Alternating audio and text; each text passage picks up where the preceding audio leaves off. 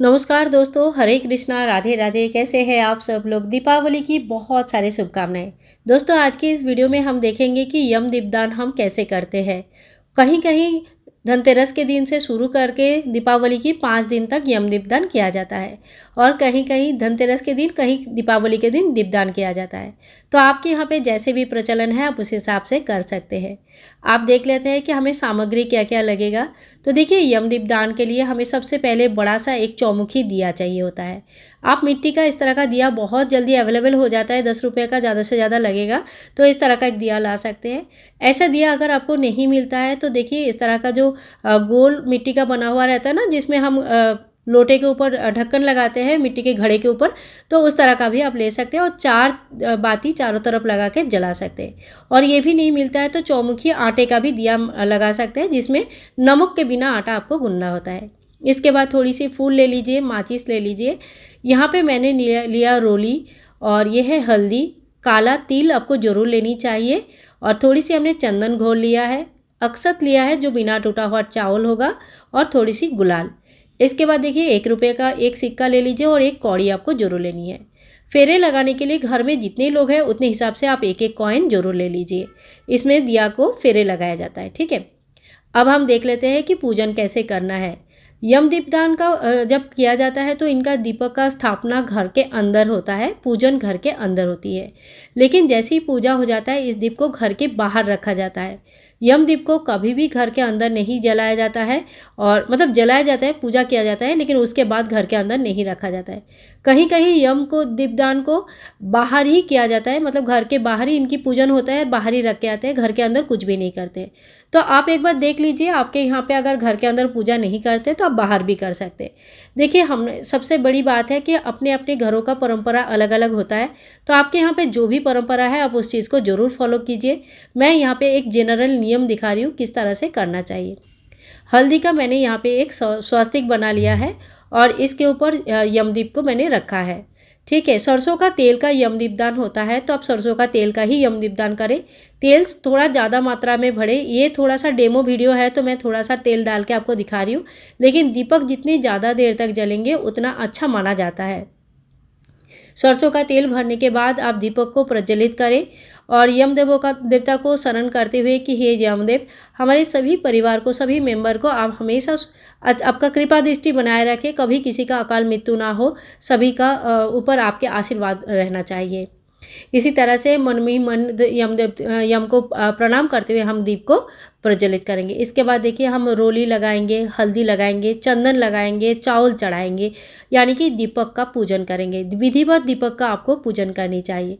यम दीपदान शाम के समय होती है, शाम को 6:30-7 बजे के बाद, अंधेरा होने के बाद यम दीपदान होता है।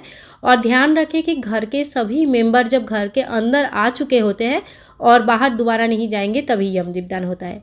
लगभग सभी घरों में यम दीपदान किया जाता है, और घर के मेंबर अगर कोई भी बाहर है और लेट आ रहे हैं तो आप यम दीपदान बाद में करें, यानी कि अगर 10 बजे तक भी कोई आता है तो आप 10 बजे के बाद करें। तो लेकिन बाहर कोई मेंबर है, आने वाले हैं, और आप तब दीपदान बिल्कुल नहीं करना है। इस दीप के ऊपर देखिए, हमने पहले ही बताया, चावल चढ़ा दिया। काला तिल हम चढ़ाएंगे। यम दीपदान में ना काला तिल जरूर चढ़ाया जाता है।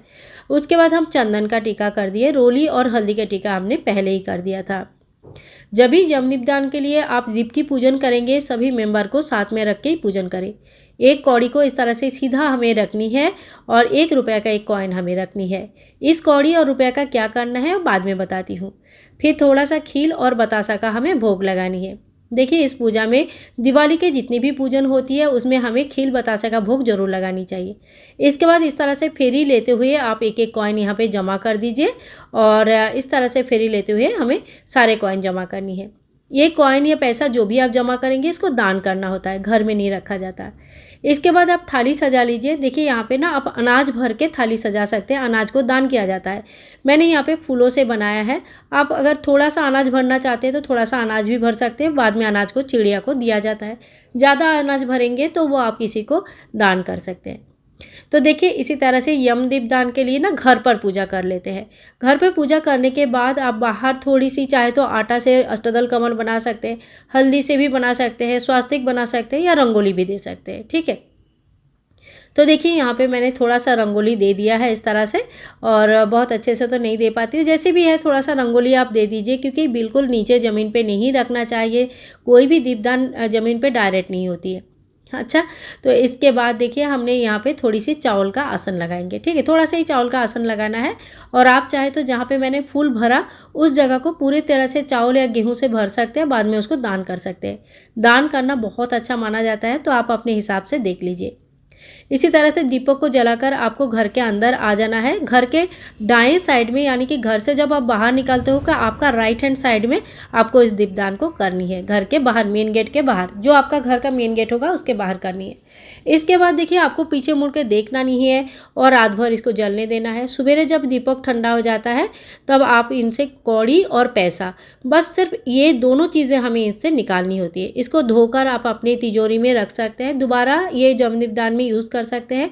जो पैसा है ये लक्ष्मी प्राप्ति के लिए बहुत बढ़िया होता है, तिजोरी में इनको रखा जाता है। बाकी जो सामान है देखिए, ये फूल वगैरह ये तो खाद बन जाती है, और मिट्टी के जो दीपक है इसको हम जल विसर्जन कर देते हैं या भूमि विसर्जन कर देते हैं। इस दीपक को दोबारा घर के अंदर नहीं लिया जाता है, इस बात का ध्यान रखें। इसीलिए यम दीपदान या तो आटे का या तो मिट्टी का ही किया जाता है। आप पीतल का, तांबे का दीपदान बिल्कुल ना करें। ठीक है, बड़ा दिया लीजिए, बड़ा दिया से दीपदान करें। तो बाकी सब सामान का आप कर सकते हैं। जो नीचे पात्र था, इस पात्र को आप धोकर रख सकते हैं, लेकिन जो फूल है इनको सभी चीज़ों का हमें विसर्जन करना होता है। कोई चीज़ हमें घर में अंदर नहीं लेनी है। अगर आपने ज़्यादा मात्रा में अनाज भरा है तो आप उसमें थोड़ा सा और अनाज भर के, किसी का एक दिन का खाना हो जाए इतना अनाज बनाकर उनको दान कर सकते हैं। और थोड़ा सा अनाज रखा है तो आप चिड़िया को डाल सकते हैं। तो दोस्तों इसी तरह से ना यम दीपदान किया जाता है धनतेरस के दिन, और कोई कोई धनतेरस से लेकर 5 दिन तक रोज करते हैं। आशा करती हूँ आज का वीडियो आप लोगों को बहुत अच्छा लगा। यम दीपदान करते वक्त कुछ चीज़ें जैसे मैंने बताया, सभी मेंबर एक साथ पूजा कीजिए। घर के अंदर सभी मेंबर आने के बाद ही इस पूजन को किया जाता है। यम दीपक का पूजन घर के अंदर होता है, लेकिन पूजन होने के बाद यम दीपदान हमेशा घर के बाहर, घर से बाहर निकलते हुए राइट साइड में, यानी कि दक्षिण की तरफ होना चाहिए। यम दीपदान के समय आप पीतल का, तांबे का दीपक यूज़ ना करें, सिर्फ मिट्टी और आटे का ही दीपक का यूज़ किया जाता है। यम दीपदान के जो फेरी लिया जाता है, इसमें 1-1 रुपये का, ये 5-5 रुपये का या 10 रुपये का नोट, जैसे भी आपकी सामर्थ्य है उस हिसाब से आप रख सकते हैं, लेकिन बाद में उसको दान किया जाता है। दीपक शांत होने के बाद दीपक की विसर्जन की जाती है, और बाकी जो चावल, गेहूं या अनाज यूज़ हुआ उसका दान किया जाता है। कम अनाज है तो आप चिड़िया को, चींटी को डाल सकते हैं, ज़्यादा है तो आप किसी को दान कर सकते हैं। तो देखिए जम दीपदान का संबंधित सभी इन्फॉर्मेशन मैंने आपको उसके साथ शेयर किया है, और जो मेन इंपॉर्टेंट पॉइंट्स है उसको दोबारा रिपीट करके सभी को अच्छी तरह से बताया भी है। वीडियो थोड़ा सा भी अच्छा लगे तो please like, share and comment. सभी लोगों को हैप्पी दिवाली, बहुत अच्छे से रहे आपकी दिवाली। बाय बाय दोस्तों, टेक केयर।